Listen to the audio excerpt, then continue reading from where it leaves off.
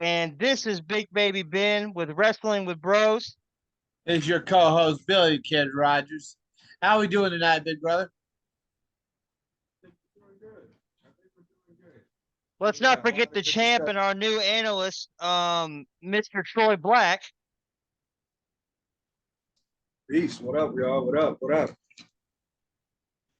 So, WWE Payback. Yes. We're at our prediction show, our first prediction show on YouTube. We've done many on Spotify, but this is the first on YouTube. It's great to have our new analyst with us. It's great to have Billy the Kid. Big Baby Ben's here. So here we go. Let's talk wrestling and let's talk wrestling with bros. We got Seth freaking Rollins versus Shinsuke Nakamura. Troy Black, what's your output on this match? I'm gonna be real, and I'm not even gonna try to be biased, man. I'm a Seth Rollins fan. You know what I'm saying? I'm truly a Seth Rollins fan. I don't think Shinsuke Nakamura has the skill set, nor does he have the fan base or the hype to have behind himself to be able to hold himself a championship like that. That being said, clearly my option is going to be with Seth freaking Rollins. It doesn't matter that you can expose a man's weakness. I mean, Stone Cold Steve Austin broke his neck. You know what I'm saying? Like, still wrestling. Um, people go through. Look at Edge. Look at Cody Rhodes. Look at all these people that have suffered injuries. This injury means nothing. And if you think that something like that's going to stop him from not staying the champion, even after he became champion and held it before, it's ridiculous. It's ridiculous. Billy the Kid? So Seth Rollins versus Shinsuke. The only reason, you know me, I'm a huge Seth fan. Got my shirt on tonight. Got my shirt on. The only reason I could foresee the title leaving Seth's hands at Payback is because of his back injury. Fractured spine, not a good thing. We know back injuries, that's a bad deal for anybody. But if for some reason that title does leave Seth Rollins' hands, is because Shinsuke is going to be a transitional champion. I do not foresee Kevin Owens or Sami Zayn losing their belts at Payback. And I'm sorry I brought that a little early, but it's part of my explanation here. So, Seth, if he loses his title, it's because Shinsuke is going to be a transitional and they're going to pass it to Damian so Seth can take time off to heal, get himself right. Otherwise, I don't. No, Seth's not losing that belt. I'm going for Seth. I'm rooting for him because I'm a huge fan. Shinsuke, don't get me wrong, the man, he's pretty popular around the world, but when it comes to facing off against Seth Rollins, oh, Damian Priest is not part of this conversation simply only because Damian Priest is not cashing in any type of the money bank anytime soon. I believe that will be Survivor Series topic, and that's just my prediction. well, that's my opinion. I don't think there's going to be any cashing in anytime soon, and especially on Seth Rollins. I don't think it's even in the picture. And matter of fact, the reason why is because Finn Balor still has unfinished business with Seth Rollins. And every single time that Finn Balor and Seth Rollins have gotten together, and Damian Priest has been a factor, it's gone sideways. So even if we tried, I expect the same thing. It would go sideways. okay. There's no cash in at Payback this year. All right. Well, you heard it from Troy Black. He believes that there's not going to be a cash in. Billy the Kid thinks small possibility. So what are you thinking, brother? You know, with this injury, you gotta think with this injury, Seth Rollins, right now, there are three men, in my opinion, in this company, maybe four men that are over with the fans. Seth Rollins is one of those men, probably the top guy right now in WWE, period. He's above Roman Reigns. He's a defending champion. He defended that belt in NXT. He defended that belt everywhere he's went, at house shows. This man defends that title everywhere. Am I a Seth Rollins fan? Fuck yes. That man is legendary. That man dresses like no other. He talks like no other. He is the man right now. He is the revolutionizer of WWE. Then you got the king of strong style. I'm gonna have to disagree with the skill set. The skill set of him is kind of the same as Seth. They're both strikers, but Seth has an advantage here. He can go in the air. He can springboard with the ropes. He can hit submissions. Seth Rollins is an all-around wrestler, but can Shinsuke style wear down Seth Rollins with an injury? Yes. He is not 100% right now. Can he be slowed down right now? Yes. But can he be defeated? No. No, he cannot be defeated right now. Yep, yep. Because I was gonna say, when's the last time anyone seen Shinsuke hold a title? And it was before he left to do that little promo run in NJPW. Is that before he stopped looking like two people at once? Where he used to shave his head? That's the last time we've seen that man hold a title. And where has Seth Rollins been? If he's even not holding a title, that man is still having a championship reign. And that's He's over. Yep, that's a fact. So like that's our new age John Cena. we got Rhea Ripley versus Raquel. I would like to start on this one. I'm a big Rhea fan. I like Rhea. Billy, I know you like Rhea. I don't know if the champ likes Rhea. I love me some Rhea. Okay, loves him some Rhea.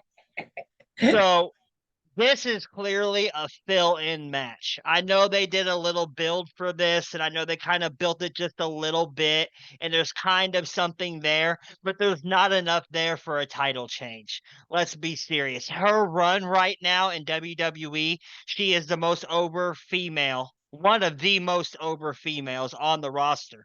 The fans love her right now. Okay. They're I just don't see WWE putting a belt on Raquel Rodriguez right now. There's no point from pulling it from Rhea right now. It's not stale yet. It's she's still doing good. Billy, The only thing I can say, I love Rhea. I love the gimmick, that my brutality. The only thing I can say is that what I would like to see out of Rhea is more title defenses, because she's constantly out there with Dominic, walking around with him, holding this championship, but it's not getting defended enough. That's going to make the fans believe it more if she's defending it more. That's the same thing we're saying with Roman Reigns, where he's not defending his title enough to make it believable that he's dominant. Do I think that the title's going to switch hands on Saturday? No. I think Rhea's going to retain, like you said. Do I think that Raquel is going to give her a run for her money? Yeah. Raquel is a powerhouse. She is a beast. Could I see it maybe down the road, Raquel maybe possibly taking it? Possibly, but not at this current moment. I don't think it's going to happen. So I believe that this all comes down to the order of the matches. Depends on the order how they come out. I feel like Rhea Ripley, of course, being the strong goddess that she is. I feel like she can definitely defend this title and keep it. However, I'm not going to forget the fact that Raquel and her have had this feud going on for a little bit. And yes, there hasn't been too much shine on it, but we can't forget that there has been shine. There has been injuries. There has been a few. Now, yes, she could defend it, but here's the flip side of that coin. I have a stronger belief that if the Judgment Day have their match before hers and something goes wrong, I feel like that could be a big distraction, and that could lead to the downfall and the loss of Rhea Ripley as women's champion. Simply just because, her team is a lot to her, clearly. yeah, She's more of the team leader than the rest of them. So I believe if something happens backstage or somebody comes on stage, she will definitely be distracted enough to lose that title. It definitely can happen, and I think it has a strong possibility. To be honest, I think it will be an upset because no one will see it come. Also, I'm not gonna forget the fact that I also feel like Rhea Ripley, like he said, has not defended her title enough. So I'm pretty sure that she had hit her 30-day clause of not defending her title in 30 days. So instead of stripping it and cutting her momentum down, I feel like the company would rather have her lose it to possibly start another feud or something to keep her momentum up, keep her publicity up, and not just be like, yeah, well, we stripped her and now here she is on a regular, day-to-day basis. No, Yeah. she just loses it, hands onto another storyline. I feel like that's my strong prediction for that match. Maybe Mommy moves to NXT and dominates with the one and only Dirty Dom. Ooh. Yeah, I mean, Dominic is the North American champion. We've talked in previous episodes about, Dominic needing to go to NXT to build himself, to make We himself called look that better. in the beginning of season 1. Yeah. We called that actually on Spotify. For those that didn't get to see Spotify, that is hilarious that he actually went to NXT. And I actually brought up the North American Championship and said, put that title around his waist because he's not ready for the NXT World title. No. He's not there yet. Is he getting there? Yes, he's getting there. But a little bit more work with Rhea Ripley, a little bit more work with Finn Balor. Yeah, he needs to build that hype up and make it seem more realistic because he has a great coach right now. He has Finn Balor, one of the most veteran, he's been all over the world and won titles from Japan to here through the indie circuit. He has it, he like Randy Orton had Triple H. Okay, Dominique has Rey Mysterio. He had Eddie Guerrero growing up. He had Chris Benoit around. This kid is meant for this business. That's all I got to say. I mean, everyone has their opinion. What's your opinion? Is he though? Is he really meant for this business, or is it more of like, hey, we put your face in this business since you were a kid. We want to see you, and this is your best option. I mean, if I grew up in life, of course I would follow that. Yeah. Oh, wait, you mean to tell me I don't have to do as much as the rest of these guys to get to where everybody else is getting? You mean I can just kind of skip the front of the line and kind of just get in there, get a full-blown contract? Of course I would do that. Why wouldn't you? And yes, I would hate to say that some people don't love this business, but some people don't really have the skill or the heart for this business. Some people just do it for the paycheck. They do. And why wouldn't I do that if I had a like swift, if I could be in the NFL because my daddy was in it, why would I not try to be a quarterback, even if I sucked? Yeah. I'm still gonna have a fan base. You feel me? Like if my daddy was great, people are gonna think I'm great. That's true. That's how I feel. I don't even feel like he even deserves a championship. He barely deserves to be on NXT. But he's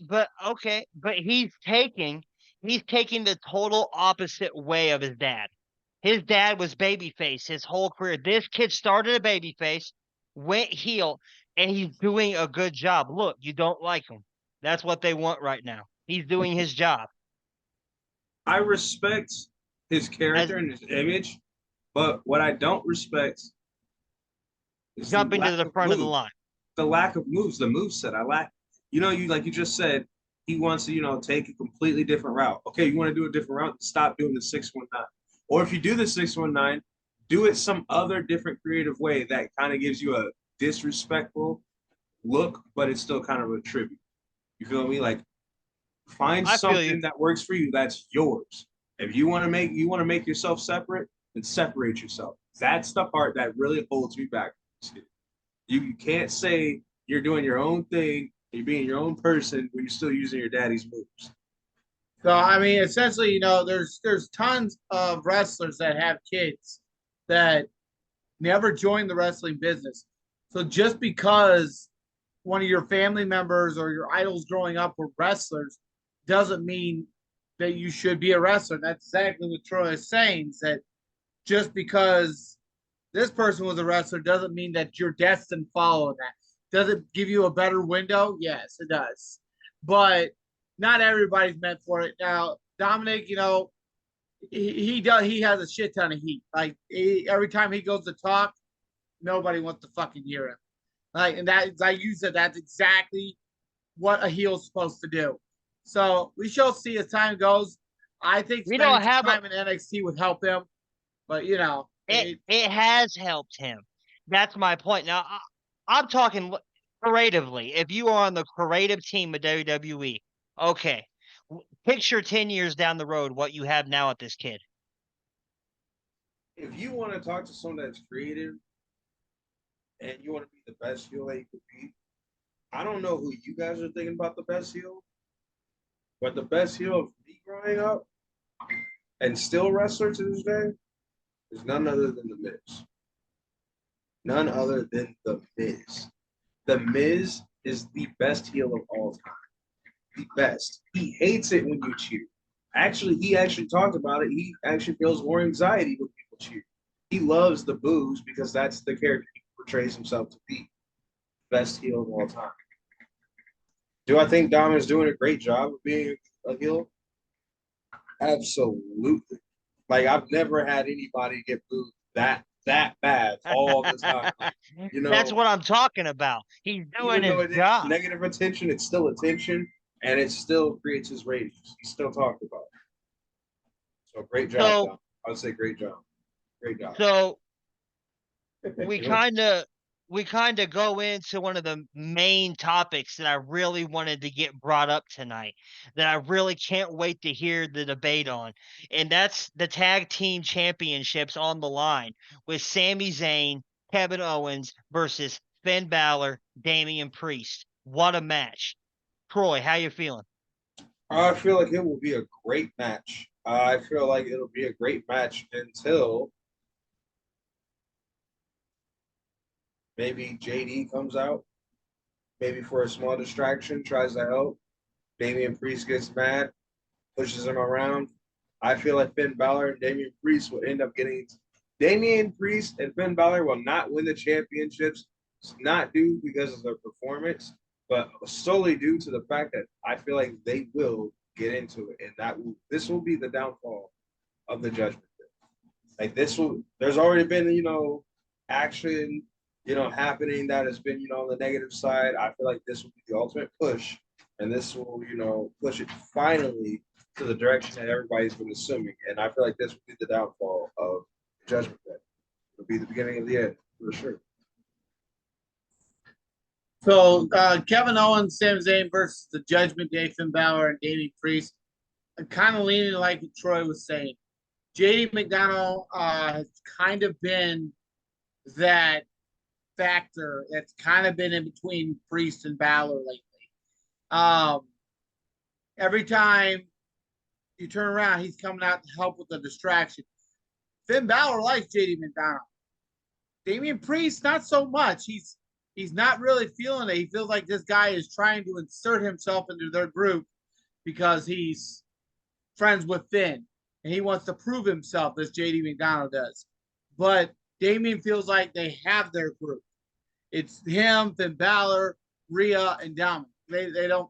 I don't think he's feeling like they need to add anybody else right now. And when it comes down to that match between them, Kevin and Sami are going to retain because of the simple fact, like he said, JD McDonald's going to come out, try to cause small distraction. It's going to get Damian pissed off.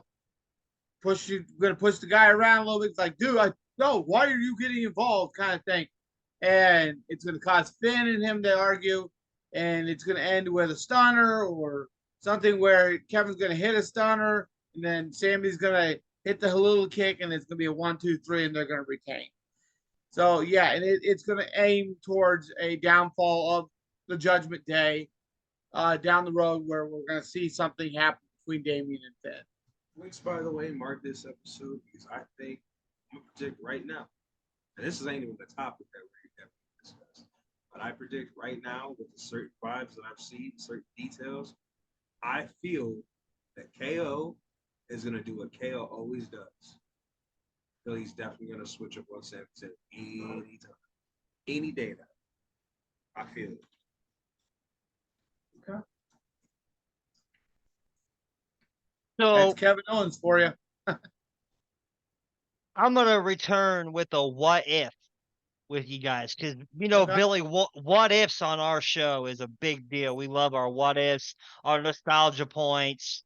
No one's got a nostalgia point yet this season. Uh-oh. Who's gonna get the first one? So what if? And this is the what if. Judgment Day's on the same page.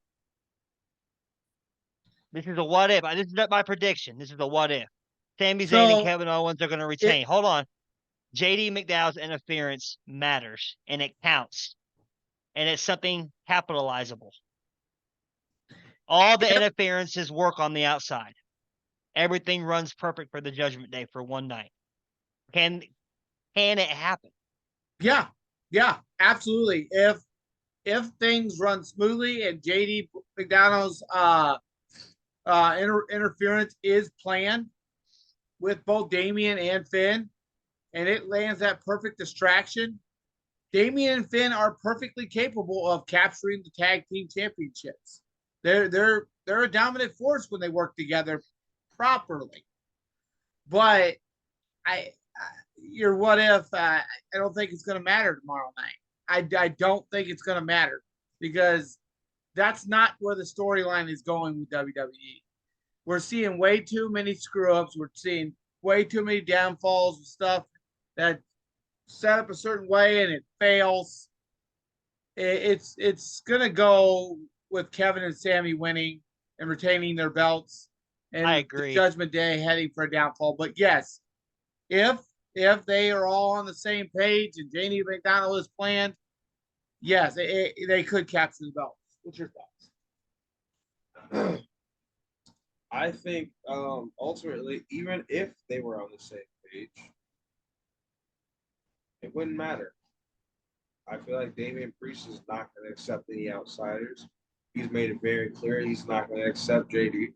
And it wouldn't matter if JD got one thing right because he's got multiple things wrong. So I don't think it will matter at all. I don't think Damian Priest is not going to give a damn whether he interferes or goes smooth. Even if he did interfere and it went smoothly, he would still get upset because yet again, JD is in their business where his nose does not belong. That's my opinion. So we got, on a brief note, we're going to cover this match. LA Knight and The Miz. My opinion, I'm just gonna come straight out and say I'm a huge Miz fan. I don't know if you remember this, Billy, but I used to set his ringtone on my phone just to piss Mama off. He would too. He would play that. She'd be like, "Shut that shit off." I am a huge Miz fan. I am a very huge Miz fan. I love what he does on the microphone. I love everything that he does. But the man that's over right now, that's getting the push right now, is LA Knight. Yeah. Miz is the veteran in this scenario. I feel like Miz is here to help build LA Knight and make him a little bit bigger. Does the Miz deserve a victory and a push? Absolutely. I love the Miz. One of the probably the greatest Intercontinental Champion of all time. I did need to get that out there. Probably the greatest Intercontinental Champion to ever do it. The Miz. Uh-oh. I feel like he's more than that, but go on. That was just one of his accolades that I was giving him. There's many more accolades I can say, but the one thing that I know that I always give credit for when we talk wrestling is the Miz is the greatest Intercontinental Champion to ever hold that title. He prestiged it. He made it the white, with the white straps. He brought that title back. I mean, that man. Oh, the Miz deserves a victory, but LA Knight for the win. Billy. LA Knight versus Miz. I feel LA Knight's going to pick up the victory. But my thing with this whole LA Knight thing, he's over with the fans. But every time he comes close to being given an opportunity at a belt, it gets stripped from him. He doesn't get the opportunity. Like we've seen Austin Theory versus LA Knight for an opportunity at the title, the United States title. But instead we give the opportunity to Austin just to push LA Knight into a feud with the Miz. So that's pushing him away from the belt. We need to stop doing that because we've already seen it in the sales part of merchandise. LA Knight is shining. The fans want this. They want to see LA Knight succeed. They want him to have a belt. And WWE, I don't know what they're doing. Hopefully they're aimed in that direction and that's where we're headed. But when it comes down to LA Knight versus Miz, I'm not a fan of the Miz. I can't stand the man. But he's a heel, so I mean he's doing his job. Huge fan of LA Knight, yeah. So LA Knight for the victory. Troy? I'm a huge fan of both, to be honest. Watched the Miz growing up. Watch him go from like, bottom card to top cards, mid card to top card again. I've watched this man do anything and everything he set his mind to. Earned it all. That being said, I feel like the Miz is gonna win this one. I do. I am a huge fan of LA Knight. I do, feel like there's a huge push for LA Knight. However, what sets a superstar aside from every other superstar besides like that, that major crushing defeat?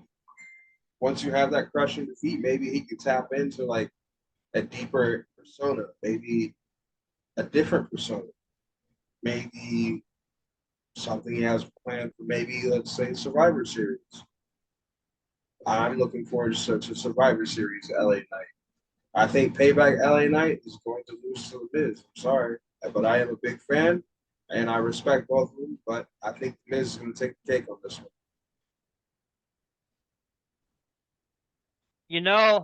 Like I said, I hope the Miz wins. I'm a Miz fan. Look, I don't like very many heels because not very many heels are good heels.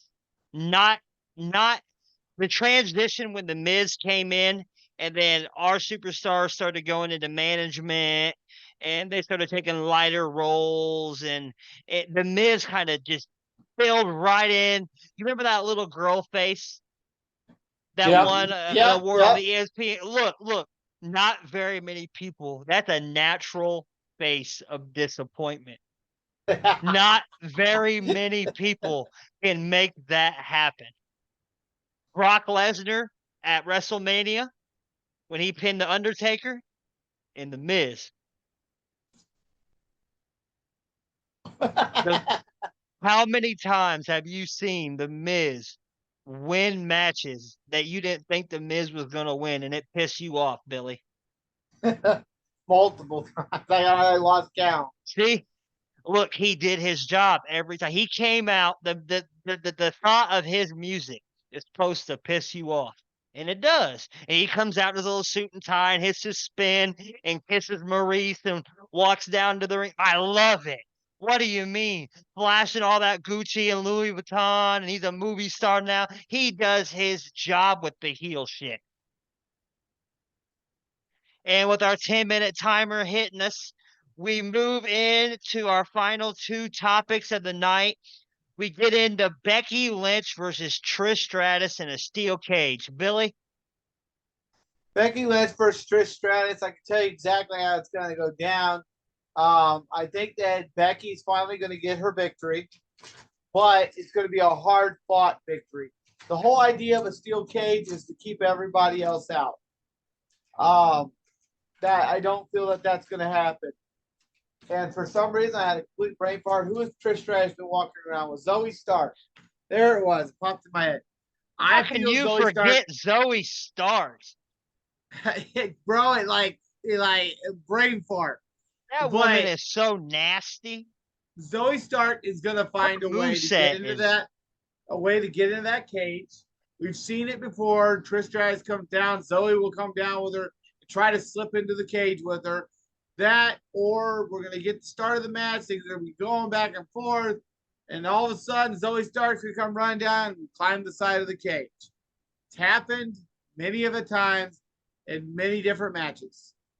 So ultimately, though, I think we're going to see a manhandle slam, or we're going to see a armbar, a disarmor, and Trish Stratus is going to tap out or be pinned.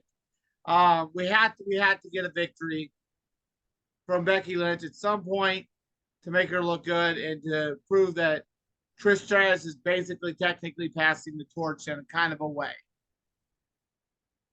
Troy? I kind of agree with him, actually.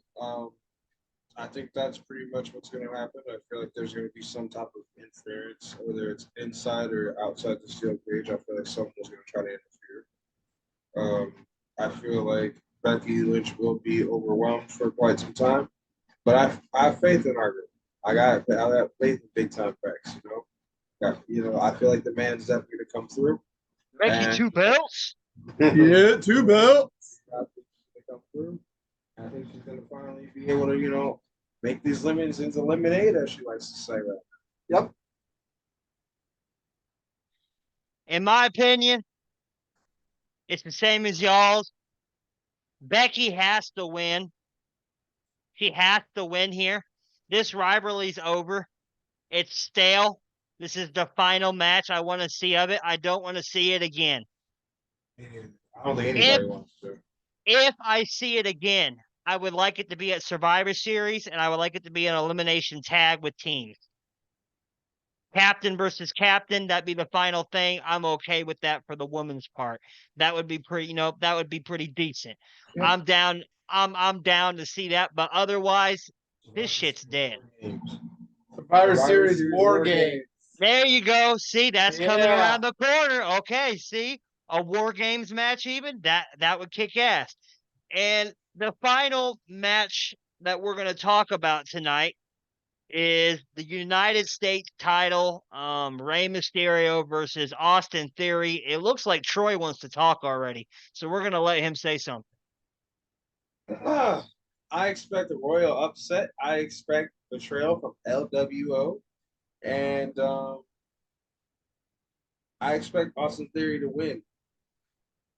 I expect him to get in other people's minds. I expect some type of interference to happen. And I expect Rey Mysterio to lose it. That's definitely my strong prediction. Strong prediction.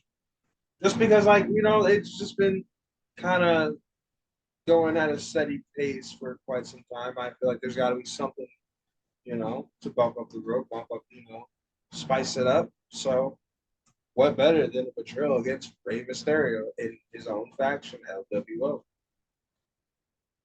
Yeah, I'm kind of leaning that way too. Like Santos Escobar, man, this was his opportunity. This was his chance to get the WWE United States title, and he had to sacrifice it to Rey because he was injured. Now he's been coming out. Obviously, that's clear that he's good to go. He's not obviously suffering too badly. I feel that we're going to see Rey and Austin going back and forth. Santos is going to come out. Rey's going to think he's out there to help him. He's going to stab Rey in the back, and Austin's going to hit the finisher, and that's going to be it. So it's going to keep Rey looking strong. It gave him a final, at least probably a final belt in WWE. He got to carry it for a little bit. But, his new era is all about the younger talent and pushing them, not pushing the old guys.